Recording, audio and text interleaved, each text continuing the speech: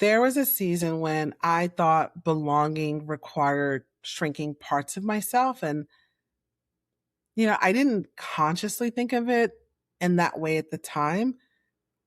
I thought it was just about adapting and accommodating and staying agreeable.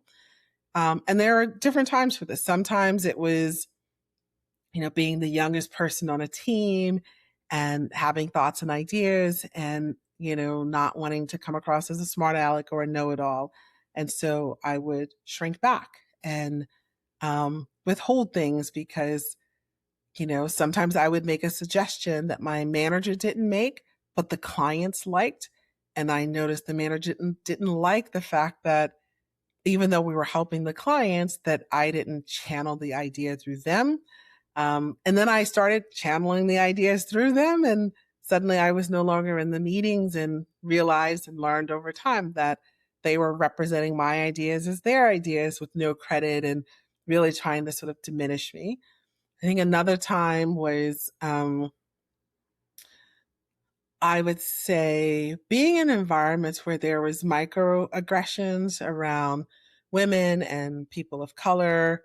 I remember, at the time I didn't wear my hair in the natural state that I wear it in now. And I worked for a large organization and, I wore my hair processed. So it was straight and, with big curls in it and, like sort of a pixie style.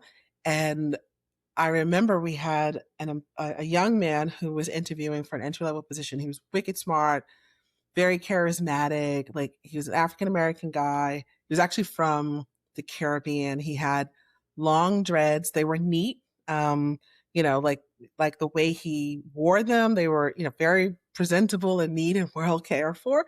Um, and I remember when we were debriefing, listening to a room of executives almost all white male. I think there was maybe a white female in the room and myself. And I was probably probably in my late 20s or so.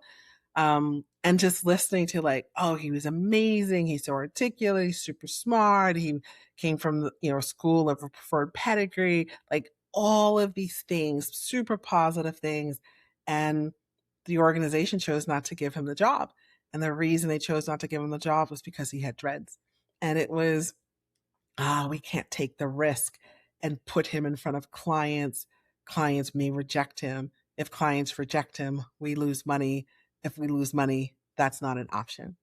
And so being in environments like that, where I started to pick up signals that I was like, oh my gosh, like I, over processed my hair because I never wanted to wear it in a natural state. And even, decades later, when wearing natural hair in the corporate environment was not a big deal anymore, it took me much longer than a lot of my female friends or girlfriends of color did to switch because of those messages I got to adapt, to accommodate, to do things to stay agreeable.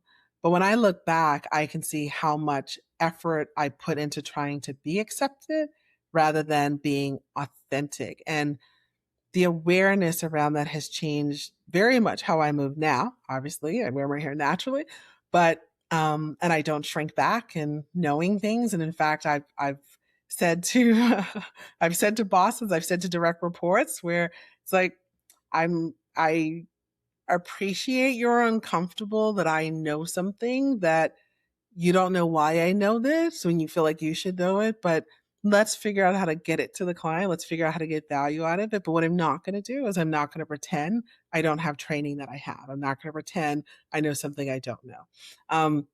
So I will say that now. I have said that probably a year and a half ago was the last time I needed to say that to someone.